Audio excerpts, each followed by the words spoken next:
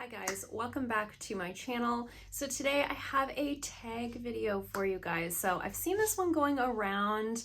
I think it was originally created by Ava Marie. I have seen Lauren May Beauty do this. I have seen Angelica Nyqvist do this, and I liked it. So it's basically a tag about products in your collection that maybe should be decluttered that you still have for some reason. So we're gonna go through the questions. There's 10 questions. I thought this was sort of a fun one because, you know, we probably all, if you have a larger collection, we probably all have some products within the collection that it's like, why do we have these? Why are we hanging on to these items? So let's dive straight in. So question number one is a makeup product that is impractical, and I chose lashes for this one. So this may be an unpopular opinion, I'm not really sure, but for me, false lashes are extremely impractical. I like the idea. It's sort of like the fantasy version of myself wears false lashes every day. You know, I have a whole drawer in my vanity filled with false lashes and I never wear them. I even have like magnetic ones that I really like. I did a whole video dedicated to the magnetic Glamnetic lashes, and I really like them. They do stay on well, blah, blah, blah. But you know what? They're still one more step. It's one more thing that I have to do at the very end of my makeup routine. And on top of that, there's always that like thought in the back of my mind, like, what if they don't stay on? What if I have to frig around with them? How many times have I gone home with a set of lashes stuck to the inside of my wallet? Too many times. So I just find them to be extremely impractical. They're also, even the most comfortable set of lashes are still less comfortable than your own eyelashes, you know? So it just feels a little impractical. It's one more step in the routine that I just can't seem to make time for or care enough to do. So I thought that was a good answer for that question. A mascara that's definitely expired. Listen, I don't keep a lot of open mascaras. If you're not new here, you know that. I don't keep a lot of open foundations. I don't keep a lot of open mascaras. Things that expire quickly, I try to only have a few open at one time. However, this one has definitely been open for longer than I would typically keep a mascara around for. And this is the Sophia and Maybell Small and Mighty Extreme Volume Mascara. This isn't even like a favorite. The thing about this mascara is that it works really well on my bottom lashes. I actually have no mascara on my bottom lashes today, probably because this one was in a box ready to come with me to the salon today.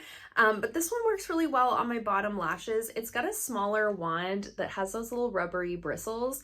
So it grabs onto my bottom lashes really well, and it doesn't transfer underneath of my eyes. That's like a real problem that I have with almost all mascaras. I have a lot of transfer issues. I think a big part of that, A, I have oilier skin, and B, I do nails for a living, so I'm looking down all day. I think that's the biggest reason that I have such problems with transfer.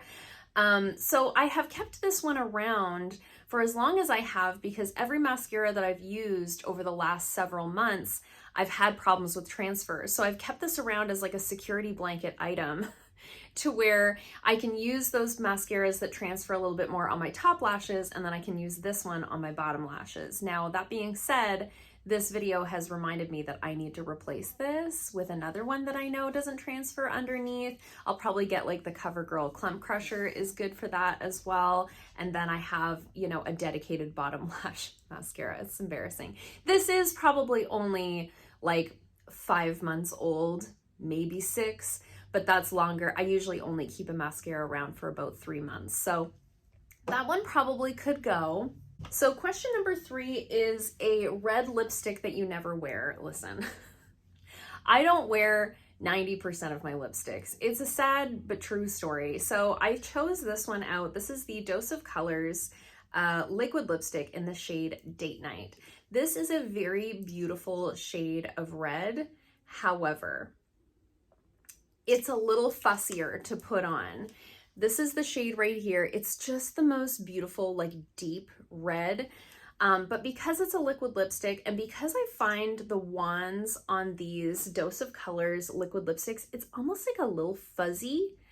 I find these to be very fussy to apply. You really have to like hold your breath, say your prayers, get really close to the mirror, and just, you know, do your best. So because of that, it's not one that I reach for super often because I just don't always have that time or like the mental space to sit and really fuss around with my lipsticks. More often than not these days, I'm wearing, you know, a nude lip like what I have on today, or I'm wearing a lip gloss, or I'm wearing a lip oil. I'm not wearing a lot of liquid lipsticks, but particularly these deeper red shades. Now, going into the fall and winter, I do tend to wear shades like this more often. However, I'm always going to be more likely to reach for like a bullet lipstick than a liquid lipstick just because of the ease of use. While this one does stay on really well, it's fussier to apply. It's a little bit fussier to reapply to like refresh your lips later on throughout the day, as opposed to a bullet lipstick where you can just like slap on a lip liner and throw it in your purse, reapply it in the middle section as you need, you know? So the liquid lipsticks in general, but particularly this shade because it is that sort of deeper red, just a little tougher to work with. Okay, question number 4 is a high-end item that's not worth the money. And I went with the Rare Beauty mascara. Now this is the mini size. However, you know, the formula be the same, whether you get the mini size or the full size. I heard so many people rave about this mascara that I was like, well, I just am gonna have to get it and see what the hype is all about. And as far as mascaras go, I think it's fine. I don't think that this is doing anything for my lashes that I can't get from a drugstore mascara. I don't find this to be any better than the CoverGirl Exhibitionist mascara, which is like my all-time holy grail. Even the mini size, I think, was $14 or $15. And while this has lasted me a long time, I just don't think it's worth the money. I would rather spend the $10 at the drugstore on the CoverGirl Exhibitionist and get just as good, if not a better mascara. This one does transfer underneath of my eyes. I do find it has a tendency to clump my lashes together. I have to be a little bit more precious about how I apply it. It can do that thing where it like balls up on the very tips of your lashes. And I just don't think that it's worth the money. A mascara needs to be incredible for me to think that it's worth it to buy a more high-end mascara. I would always rather purchase from the drugstore. Question number 5 is a drugstore dud, and I'm going with these e.l.f. tinted lip oils. When I originally bought this, I think I thought it was pretty good, you know, but I think at that time we were pretty new to lip oils, and the more I've tried, the more I think this is not great. So this is the shade right here. It has a fair amount of color to it. However, because it's that like milky pink color, I do get that like white line on the inner rim of my lip. This absorbs so quickly into my lips, but then also leaves that weird sort of residue. Comparing this to all of the other lip oils in my collection, this is the one I reach for the least. I actually kind of forgot that it existed in my collection until I started like rifling through for this video.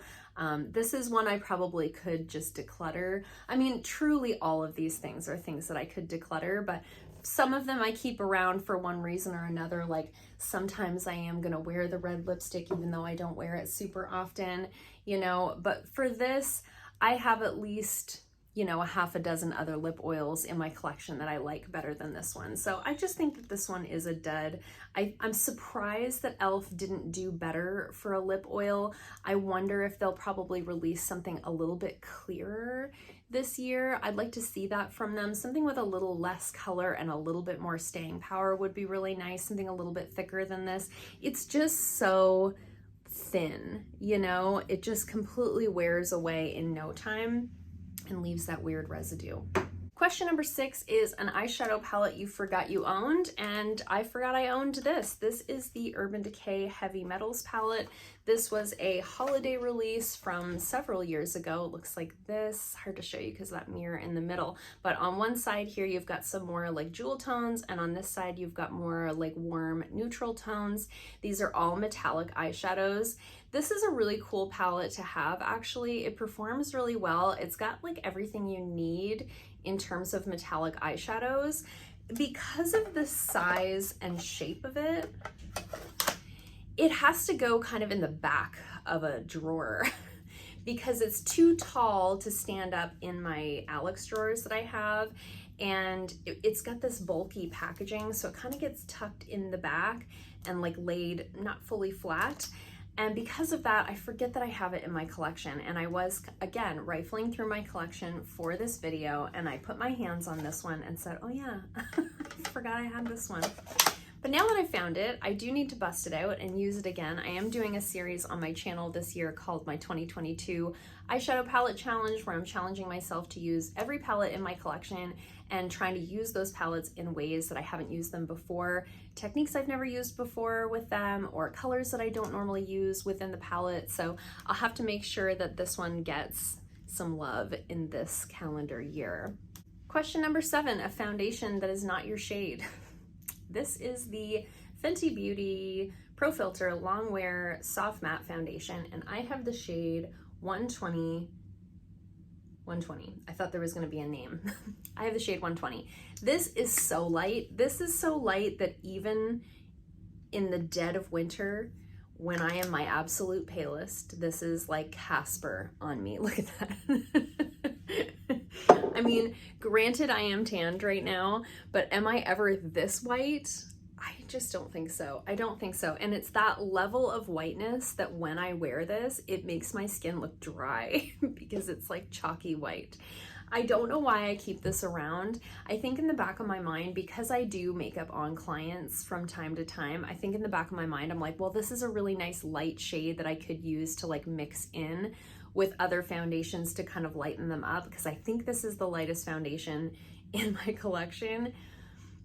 Why is it living in my collection then? Why don't I just put it in my makeup kit with the other foundations that don't match me that I bought for that reason, and like take it out of my immediate like vanity where I do my makeup and not other people's makeup? I just don't know. I just don't know. I think in the back of my mind, one of these days, I'm gonna mix this with something and it's gonna be the perfect combo, and I'm gonna be so glad that I kept this around. I think the other part of it is because it's a more high-end brand, I have a harder time parting with it than if this was like when I bought the Catrice, was it the True Skin Hydrating Foundation? That one was very white like this as well. And I like immediately passed that one on. I don't know if it's because that was drugstore and this is high end that I have a hard time parting with this, but this is so light. This is never gonna work for me. And on top of that, it's a full coverage matte foundation, which is just not what I wear ever. So again, I could definitely declutter this. Why have I not? I just don't know.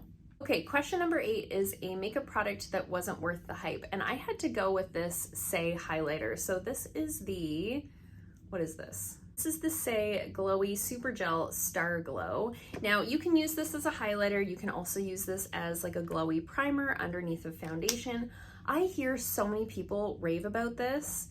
It's like not that good though. I don't get it. I really don't get it. So that's it there. It looks fine. It smells like chemicals and plastic. Like I don't know how else to put it. And I have literally heard people say, oh, it smells so good. Did I get a bad one? I just don't know. It smells like chemicals and plastic. And like you really smell it on your face when you put it on your face. Yes, it has a nice glow, but I have other products within my collection that have just as nice of a glow as this that I can use as a glowy primer. This one really doesn't work well, in my opinion, over top of foundation as a highlighter. I've seen people use it on YouTube and it looks beautiful on them. And I don't know if it's just that their skin type, maybe it's that it's on camera that it looks good, but in real life it doesn't, because I know this in real life, when I put this over top of foundation as a highlighter, it does not look good. It breaks down my foundation, it leaves me looking patchy over here, it creases in like my crow's feet.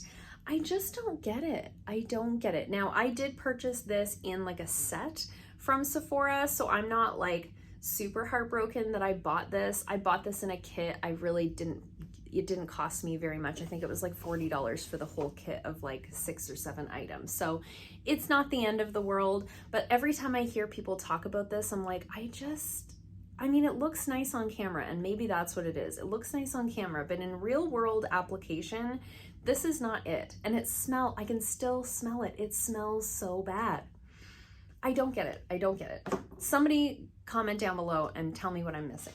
Question number 9, a concealer that you couldn't make work. And I think this is an unpopular opinion, but this is the e.l.f. Hydrating Camo Concealer, Satin Finish. I have the shade Fair Beige. Now, full disclosure, the shade is wrong for me. But on top of that, this formula is not good. It's not good. It's very drying. I like the doe foot applicator. I think the packaging is great. I have no issue with that. It is, like I said, pretty light for me even in the winter time, but when I use this, it says hydrating camo concealer. When I use this, my under eyes look the driest they've ever looked. I don't understand.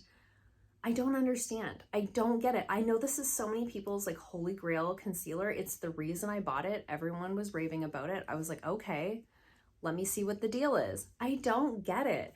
It's so like chalky. It enhances texture. It settles in lines. It makes my under eyes look like they have literal flaky dry skin on them, which they don't. Like, I just don't get it. And I just can't make it work. I've tried like mixing it with other concealers. I have tried, you know, different like primers underneath of my eyes, thinking like maybe it's just not hydrated enough. I can't get this to work. Now, I did hear somebody say the other day that they find this to be a good sort of almost like foundation, like use it as a little bit of a foundation. And I thought I might try it like that as like a one last, not right now, because obviously it's too light for me, but like in the winter when I'm pale. I thought that might be like my one last ditch effort to like making this work for me, but again, at the end of the day, I could probably just declutter this. I feel like I've been trying to make this concealer work for me for like a year and I just can't find a way. And then the last question is, if you had to start one makeup category from scratch, what would you choose?